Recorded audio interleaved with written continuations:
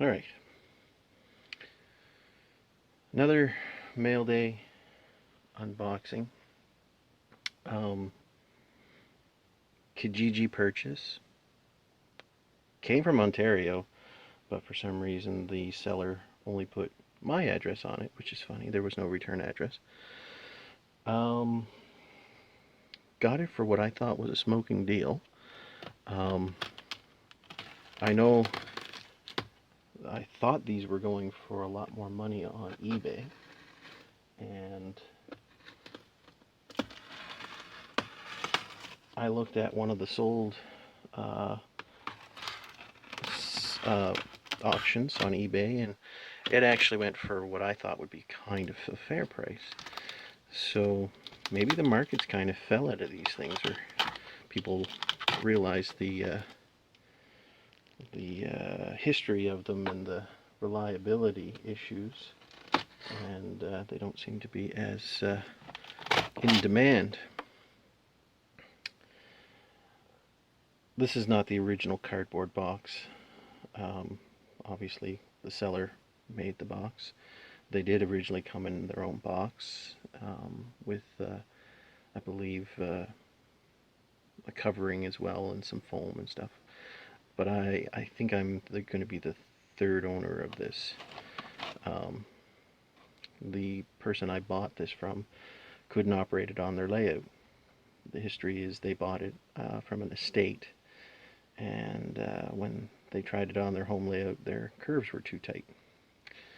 As well as I had realized through reading about these that you have to have damn near perfect track to make these work, and large radius curves. So, with that being said, let's open this up and go from there.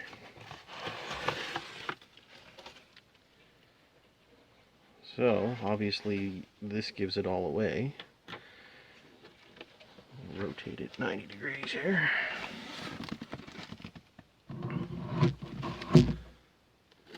I'm just going to take the camera off the mount real quick.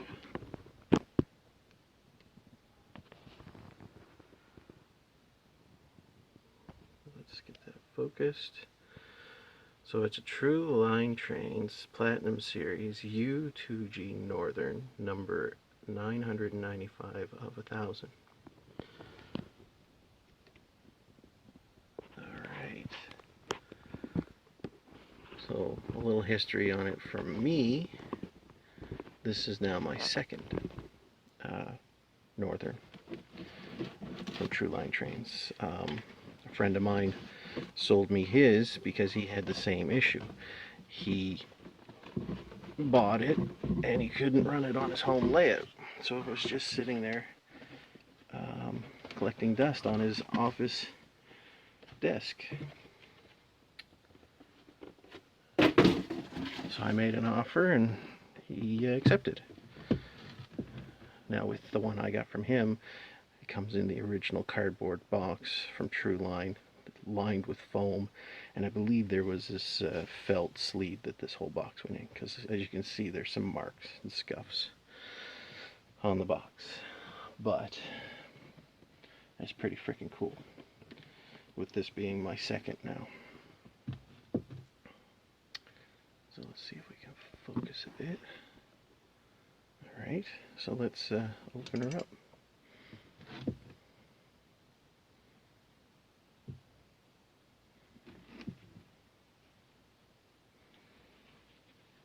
So far so good. Alright, remove the foam liner. Now there's a piece of tape here, it looks like maybe with a detail part, which is smart. I'll have to find out where that goes. Try to repair it.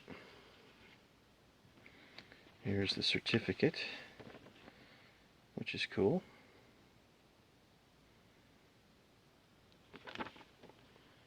I'm not sure if I got that from the other one. I'll have to ask my friend and see if he still has it or not. I'll double check him. I had to freaking download this. True Line was really bad for instructions and such as that. cost savings measure, I guess. And of course, here's the actual manual, which is actually quite nice and good write-ups in it and stuff like that. Our friend Jason Schron from Rapido actually helped in the research and development of this, which was really cool. If I would assume Rapido's not going to buy the dies and rebuild or reissue this, but you never know. It'd be kind of cool if they did. So we got some detail parts here. Marker lights. I'm not sure what that is. It looks like a tool of some sort. Drivers, smoke, syringe, coal load. That's alright.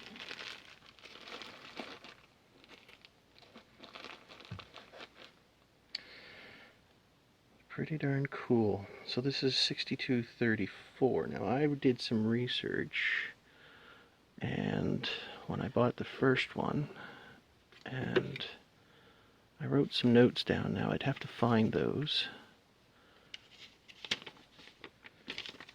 to see if there was anything significant.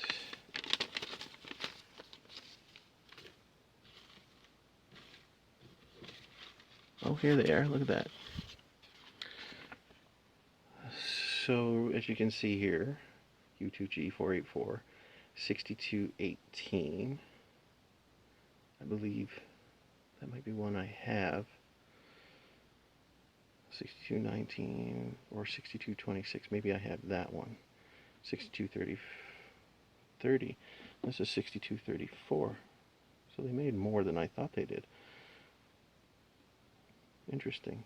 I'll have to do some more research on that and figure it out. But the one that I bought for my friend didn't have smoke deflectors, and I wanted one with smoke deflectors.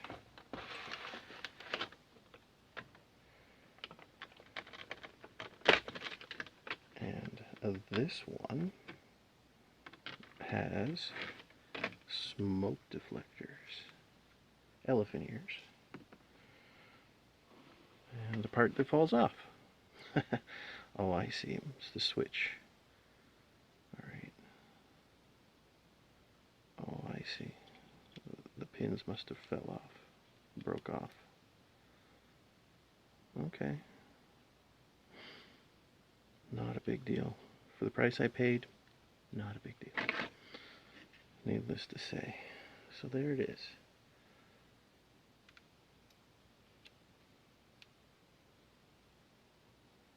Up close and personal.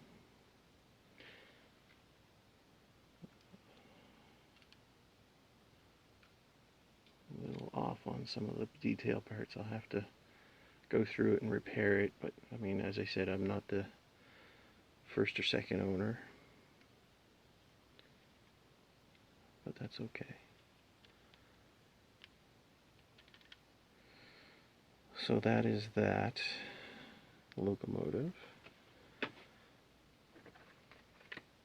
I wonder if those parts are the pins. They kind of look like they could be the pins. We can figure that out. I can glue some new pins on and make that work. So here's the tender.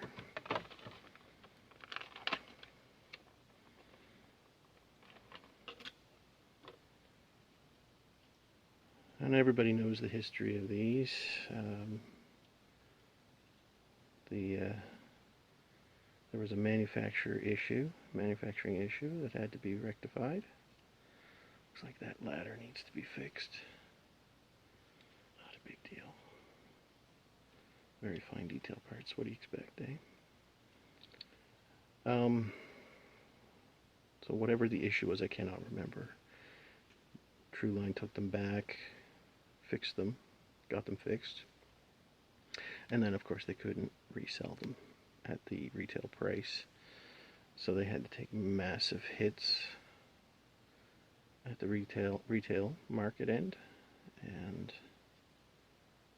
lo and behold, the market kind of stayed pretty steady with those prices for quite a few years, and now it seems like they've kind of bottomed out a bit. Um, I mean, I've seen them on eBay selling for, $600-700, but as of recently, it's almost half that. So, which is benefits people who don't want to spend full price on things like myself. Alright, so I'm going to reposition. I'm going to connect the tender to the locomotive and see how this puppy works just on a little bit of a straight track. I know it won't take my 18-inch curves, so I will pause and reposition.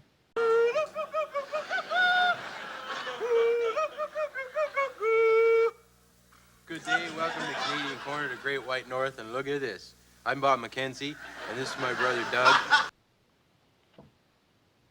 Okay, so I'm back.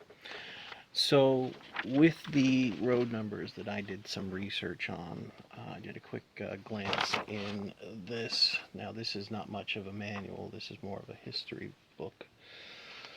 But it does have a few other interesting tickets in. But anyway, 6234, the reason why that was not on my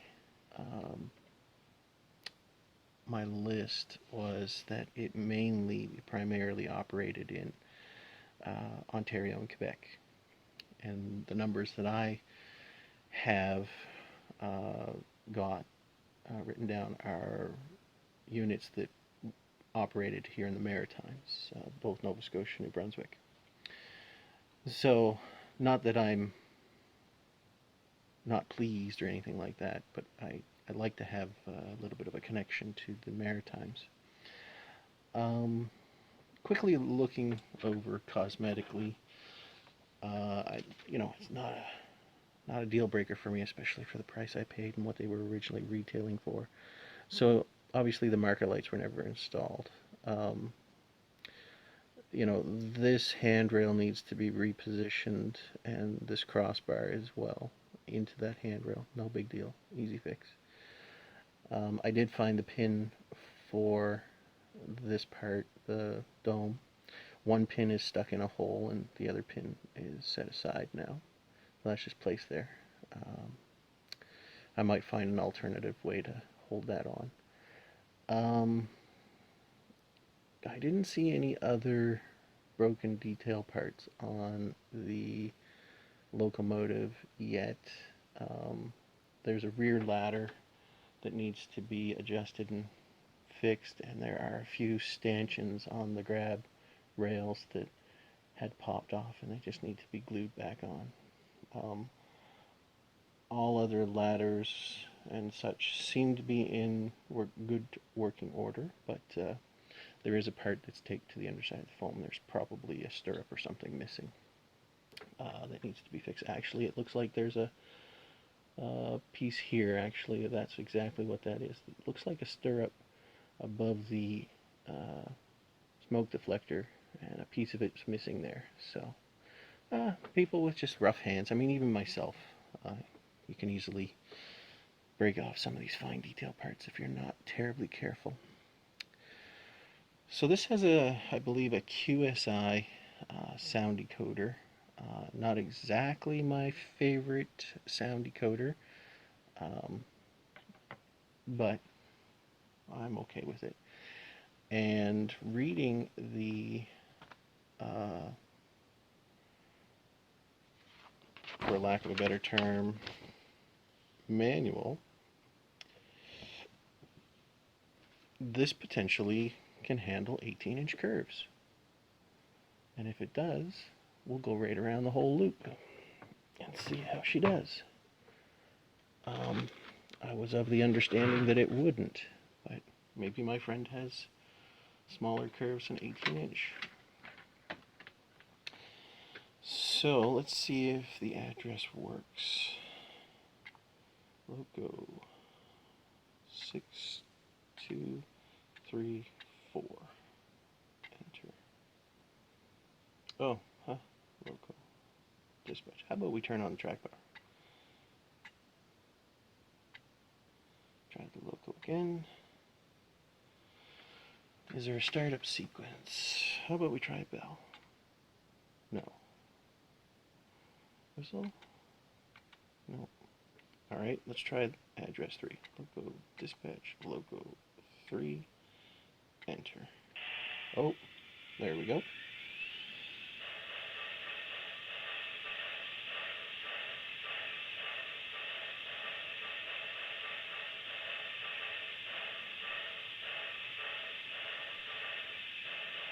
I'm not sure what those noises are, but let's try the bell.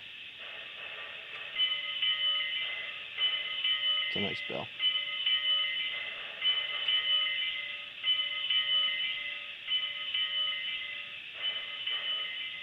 Whistle?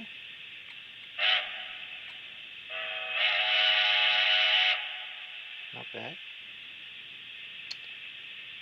Turn the headlight on. Off, on. No, it seems to be alright. What else?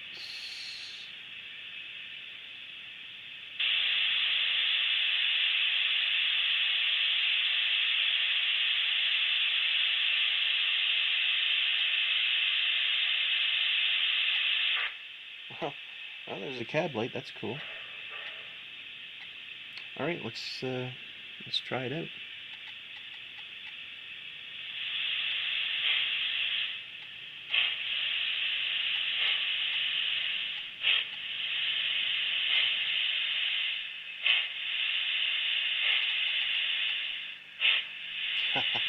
There it is. She won't take the curve. Yeah, it just derailed.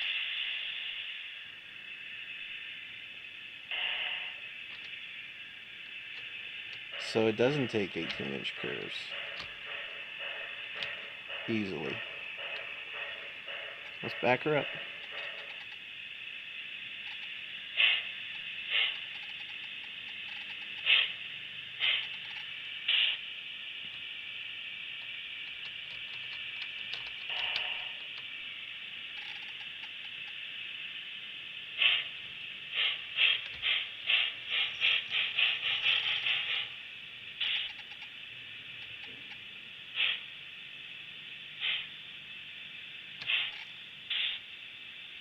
No, that's as far as we'll go.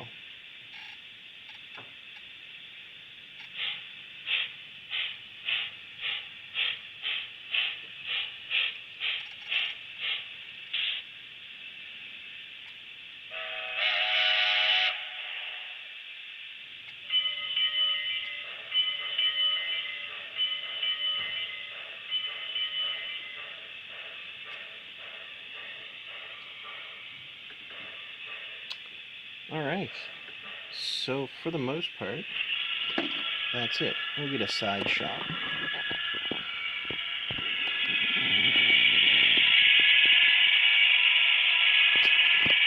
Let's change it. Get some light in here.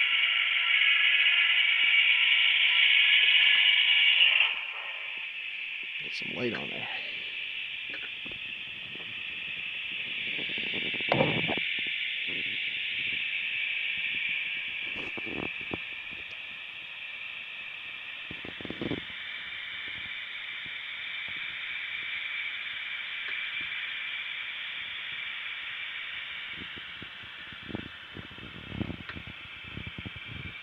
There we go.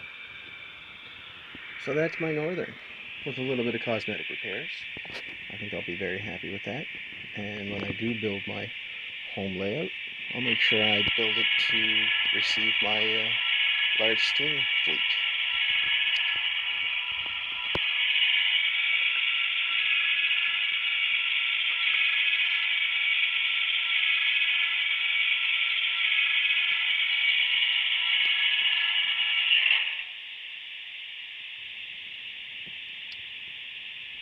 Thanks for watching.